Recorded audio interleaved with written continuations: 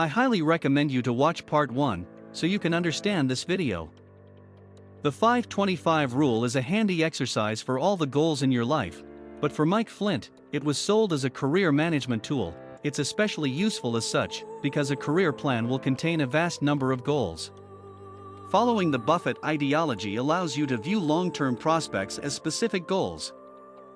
If you're an employee, you will likely have a list of professional goals for your career. If you are a manager, your goals will extend to your team, and an executive plus your company.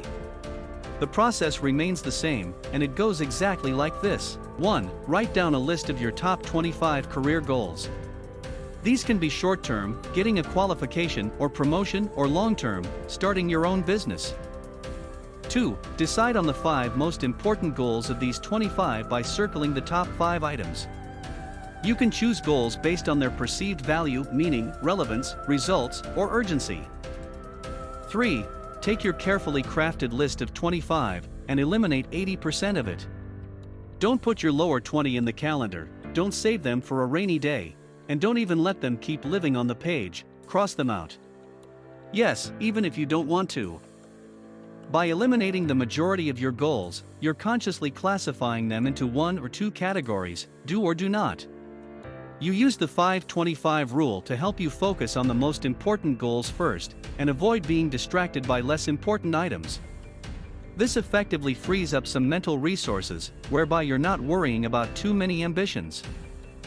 In other words, keeping your objectives narrow better accommodates selective focus, the ability to direct your attention to one goal and block out distractions. It's a skill that ultimately helps you get more done in less time, and it's required for everyday time management, as in time blocking, as well as general long-term success at work. Now you have to say no to goals and yes to productivity systems. As we already know, Buffett's 5-25 rule is as much about saying no to goals as it is saying yes. However, it's more don't start what you can't finish attitude, rather than a full-blown rejection of future aims. The presumption is that you have the opportunity to revisit the eliminated goals later, but never right now. It's systemically achieving a smaller set of goals, instead of having insignificant progress with many. Saying no in Buffett's eyes is the major difference between periodic chunks of success and getting stuck with one half-finished mess of a to-do list. So how do you learn to say no to a goal? The trick with many of these productivity hacks is to use them in conjunction with each other. Prioritizing proves rather difficult for some of us, so it may be useful to find a complementary productivity system that aids you in making tough decisions.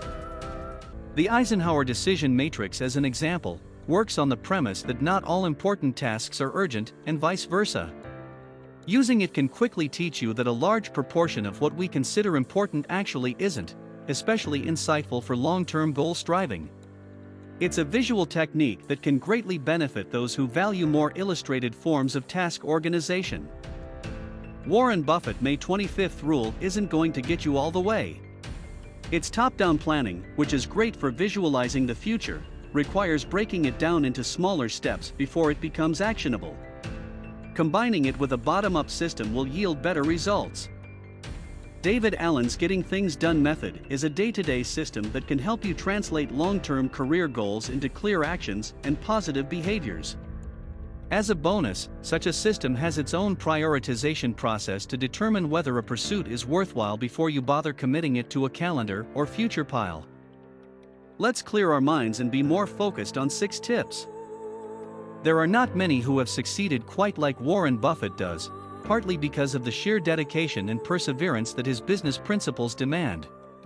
It's a continuous battle against procrastination and distraction, which you will lose without reliable and healthy working practices. It wouldn't hurt to improve your focus if you're thinking about adopting the 5-25 rule. We won't go into great detail here, but there's quite a number of ways to be more productive.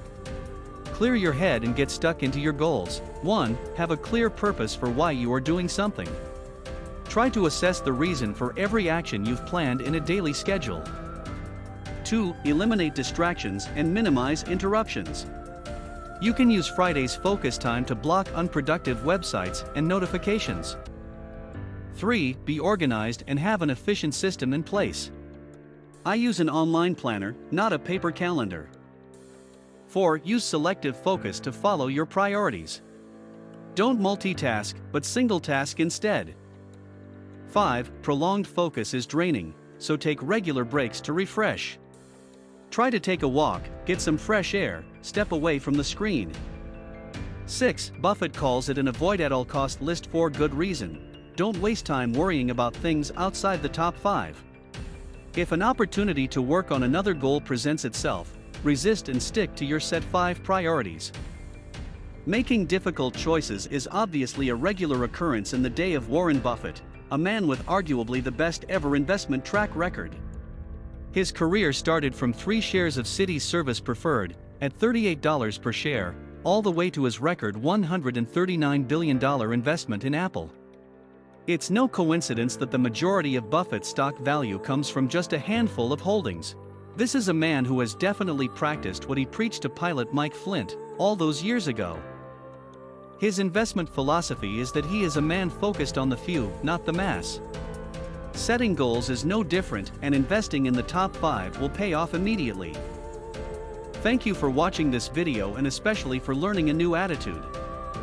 If you will implement this to your mindset, please give the video a like, so I know how many of you try to be 1% closer to their goals. See you guys in the next few days. Stay strong.